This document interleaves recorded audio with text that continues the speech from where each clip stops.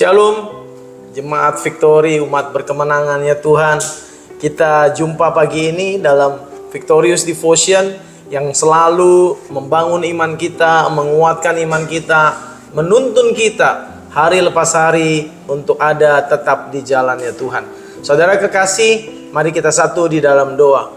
Tuhan, kami bersyukur untuk kasih, untuk cinta, untuk terus pertolongan penyertaan Tuhan yang selalu menyertai kami, selalu baru setiap pagi. Dan pagi ini Tuhan, kami mau dengar firman Tuhan, kami mau renungan pagi ini Tuhan diisi dengan urapan yang baru yang daripada Tuhan. Dan kiranya Tuhan melalui Roh Kudus-Mu menerangi setiap kami, hati kami untuk menangkap isi hati Tuhan. Dalam nama Yesus kami berdoa dan bersyukur. Haleluya, amin. Bapak Ibu Saudara yang kekasih di dalam Tuhan, teman-teman dari youth, dari teens yang dikasihi Tuhan, senang sekali jumpa kita pagi ini di dalam Victorious Devotion yang selalu membawa kita makin dekat, makin mengerti, mendalami kebenaran firman yang akan menuntun kita, menjadi guidance bagi kita untuk melakukan kebenaran firman hari lepas hari tentunya. Saudara yang kekasih di dalam Tuhan, saya ingatkan selalu bahwa tema kita di 2024 adalah barang siapa menang. Haleluya. Dan di bulan Agustus kita masuk dalam satu tema, yaitu kemerdekaan Kristen. Bapak Ibu Saudara yang kekasih, saya yakin dan percaya Bapak, Ibu, adik-adik, teman-teman semua, kita adalah orang-orang yang dimerdekakan. Dimerdekakan oleh karena Kristus lewat kasih-Nya memerdekakan setiap kita. Pagi ini saya ambil satu nats firman Tuhan dari Yohanes pasal yang pertama, 1 Yohanes 1 ayat yang ke-9. Kita baca bersama-sama. Jika kita mengaku dosa kita, maka Ia adalah setia dan adil, sehingga Ia akan mengampuni segala dosa kita dan menyucikan kita dari segala kejahatan. Haleluya. Oleh karena kasih Kristus, oleh karena cintanya yang begitu luar biasa, saudara dan saya ditebus dan kita meraih kemerdekaan bukan karena kuat dan gagah, bukan karena perjuangan, bukan karena perbuatan kita, tetapi karena anugerah. Dan untuk mengisi kemerdekaan itu kita terus harus dibaharui hari lepas hari. Dan di dalam 1 Yohanes 1 ayat yang ke-9 kita dengar bersama bahwa Dia, Allah kita itu Allah yang setia dan adil. Dia mengampuni dosa kita tatkala kita mengaku dosa kita. Oleh sebab itu, judul renungan kita pagi ini sederhana sekali, ngaku dan diampuni. Haleluya. Kenapa ngaku? Ya bahasanya nggak usah terlalu formal, tapi bahasa hari-hari.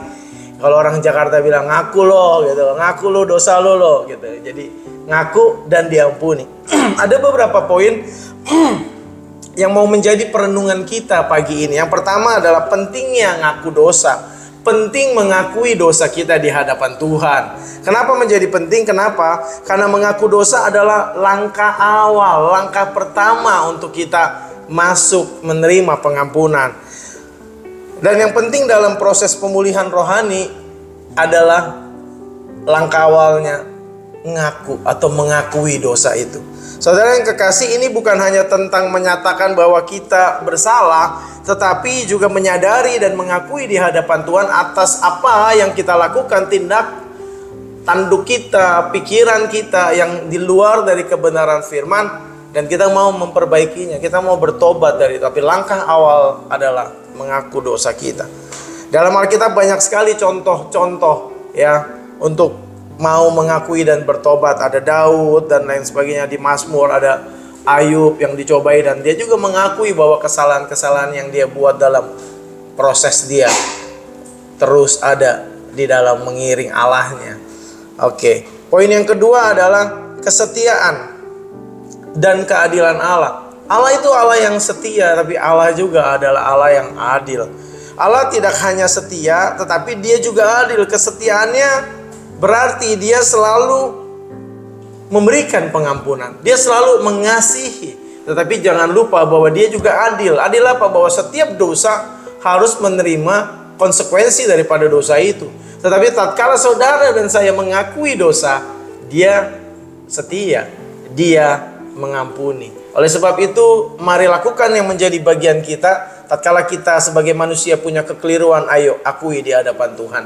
Dan Dia Allah yang setia, Dia akan mengampuni dengan kasih yang terbuka dan luar biasa bagi saudara dan saya.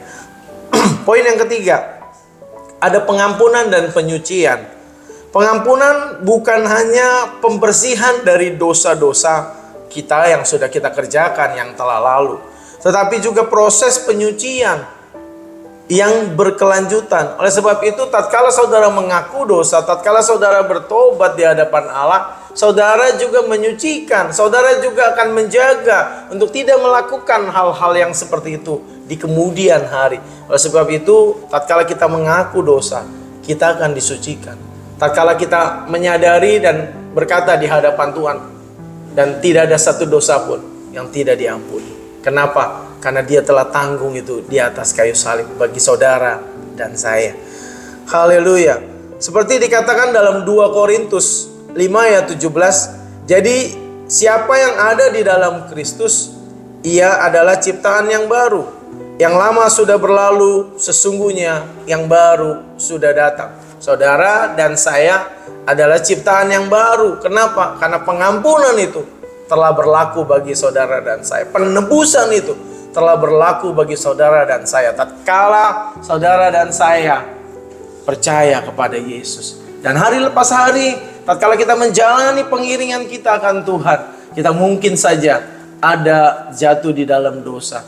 Oleh sebab itu, akui dosa dan saudara dan saya akan diampuni. Bertobat, disucikan, sehingga saudara dan saya bisa jadi berkat, bisa jadi kesaksian, memberkati banyak orang. Oleh karena kasih yang Tuhan berikan bagi saudara dan saya ada di hati kita. Dan kasih itu tidak akan pernah tinggal diam. Kasih itu akan menimbulkan belas kasihan. Kasih itu akan menimbulkan haus cinta yang kepada Allah yang begitu luar biasa bagi orang-orang yang juga Dia cintai. Bagi manusia-manusia yang belum menerima kebenaran Allah, supaya kita mau untuk menjakau dan menggapai mereka. Haleluya. Saudara yang kekasih di dalam Tuhan, mari kita selalu mengingat akan janji Tuhan ini. Jangan ragu untuk datang di hadirat Tuhan kepadanya untuk menyatakan segala kelemahan, segala pelanggaran, segala kelakuan-kelakuan, pikiran-pikiran yang tidak berkenan di hadapan Tuhan. Dia setia dan adil. Terus hati, akui dosa, akui pelanggaran dan bertobatlah. Dia akan menyucikan saudara dan saya dengan kasih dan setianya. Haleluya. Saudara yang kekasih di dalam Tuhan, kita mau satu di dalam doa. Terima kasih Tuhan untuk kasih setiamu yang mengiring kami untuk mengerti kebenaran firman, memimpin kami di jalan-jalan yang Engkau ingin kami lalui, dan menikmati kasih Tuhan dengan sungguh dahsyat dan luar biasa. Kami kagum akan Engkau Tuhan. Kami tahu kami banyak pelanggaran, tapi tatkala kami mengaku dosa kami diampuni, kami disucikan oleh karena Kristus mengasihi kami. Dalam nama Yesus, berkati umat-Mu, berkati anak-anak-Mu, jemaat-Mu di GBI Victory berkemenangan untuk benar-benar mengalami kemenangan hari lepas hari. Dalam nama Yesus kami bersyukur. Haleluya. Amin. Haleluya. Kita terus ada dalam devotion kita untuk terus kita isi hari-hari kita.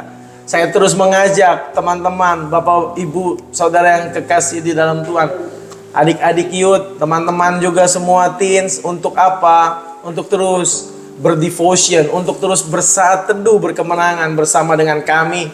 Ya, kita sudah siapkan wadah atau sarananya untuk kita bersaat teduh. Ayo kirimkan komen juga ya, baik di grup WA. Teman-teman kita ada beberapa kelompok youth dan teens menyampaikan apa yang didapat dari renungan ini di grup WA. Tapi juga bisa sampaikan di kolom komentar ya di YouTube GBI Victory Berkemenangan. Untuk apa? Untuk saling menguatkan, untuk saling menyempurnakan apa yang kita dapat. Kenapa? Karena apa yang saya sampaikan belum tentu saya menyampaikan secara utuh, sempurna, tetapi pandangan apa yang saudara dan teman-teman dapat bisa menyempurnakan satu dengan yang lain, supaya kita terus hidup dalam kemenangannya Tuhan. Puji Tuhan, kita jumpa dalam Victorious Devotion di hari yang akan datang. Salam kemenangan. Haleluya.